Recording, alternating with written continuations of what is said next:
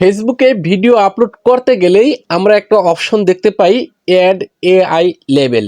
এটার কাজ কি?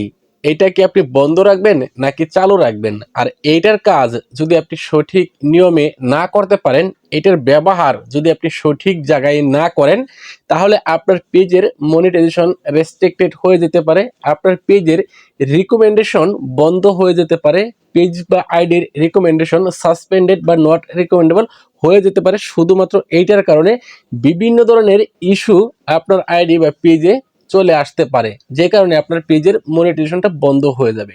সুপ্রিয় দর্শক, ফেসবুকে কাজ করলে এই অপশনটা সম্পর্কে আপনাকে 100% ধারণা রাখতে হবে।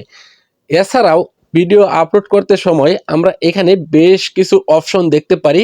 এখানে কোন অপশনের কি কাজ, কোন অপশন আপনি বন্ধ রাখবেন, কোন অপশন চালু রাখবেন জানতে পারবেন আজকের এই ভিডিওতে।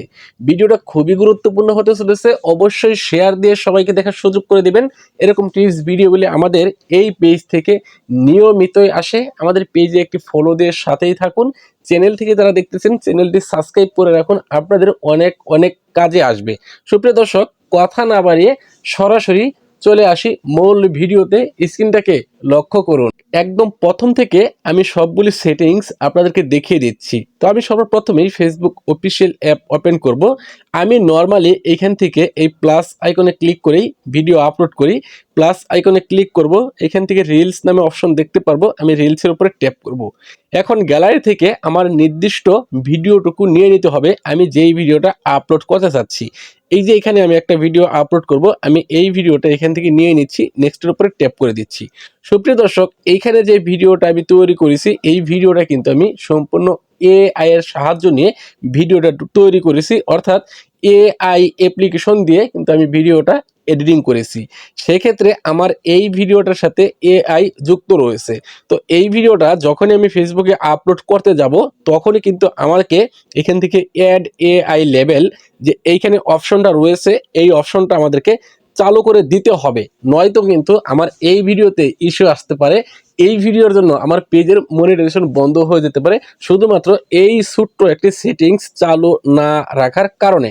আবার আপনার যদি অরিজিনাল ভিডিওতে এই সেটিংসটা চালু করে দেন, সেক্ষেত্রেও কিন্তু আপনার ওই অরিজিনাল ভিডিওতে ইস্যু চলে আসতে পারে। কারণ এই এআই সেটিংস চালুর মাধ্যমে ফেসবুক খুব সহজেই বুঝতে পারে কোন ভিডিওটা এআই দিয়ে তৈরি আর কোন ভিডিওটা রিয়েল ফেস বা রিয়েল ক্যামেরা দিয়ে তৈরি।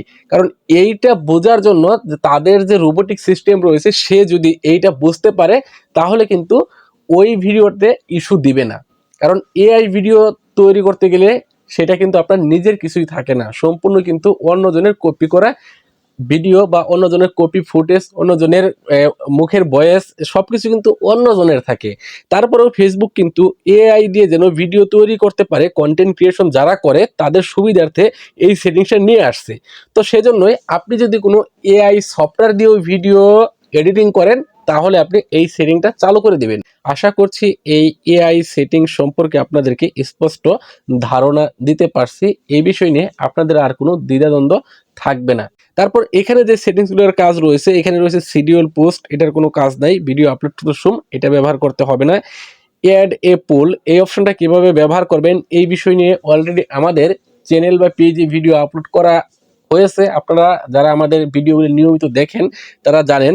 তারপরে এখান থেকে স্টোরি, আপনি চাইলে আপনার স্টোরিতে ভিডিওগুলি শেয়ার করতে পারেন। যদি শেয়ার করতে চান তাহলে এই অপশনটা এখান থেকে চালু করে দিবেন, না করতে চাইলে বন্ধ করে রাখবেন। আমি দিয়ে দিলাম আপাতত, আমি কারণ স্টোরিতে দেই। আপনারা যদি না দিতে চান তাহলে এটা এখান থেকে বন্ধ করে রাখবেন। তারপর রয়েছে এইখানে এনাবল রিমিক্সিং, অর্থাৎ আপনার ভিডিও নিয়ে কেউ কি রিমিক্স করতে পারবে কিনা সেটার অনুমতি আপনি দেবেন কিনা, সেটা এখান থেকে চালু বা বন্ধ করে রাখতে পারেন।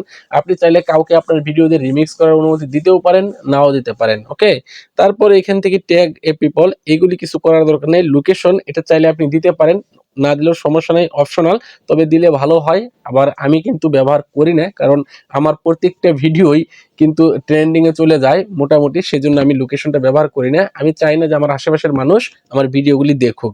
আপনি যদি লোকেশন ব্যবহার করেন তাহলে আপনার আশেপাশের মানুষ আপনার ভিডিওগুলি দেখবে। ওকে, তারপর রয়েছে এখান থেকে প্লে লিস্ট। আপনি চাইলে একটা প্লে লিস্ট তৈরি করতে পারেন। এই অপশনটা কিছু করার দরকার নাই। আপনাকে এই যে ক্যাপশন অপশনটা, এটা কিন্তু বন্ধ করে দিতে হবে ভিডিও আপলোড করতে সময়। অবশ্যই এটা বন্ধ করে রাখবেন। তারপর নিচের দিকে মনিটাইজেশনের কিছু অপশন রয়েছে। এইগুলি হচ্ছে আপনার আর কিছুই করতে হবে না। তো মেইন সেটিংসগুলি আমি দেখিয়ে দিলাম। আশা করছি আমি আপনাদেরকে খুব সহজেই বোঝাতে পেরেছি। ভিডিওটি শেয়ার করে সবাইকে দেখার সুযোগ করে দিবেন। ধন্যবাদ সবাইকে এতক্ষণ সাথে থাকার জন্য। আসসালামু আলাইকুম।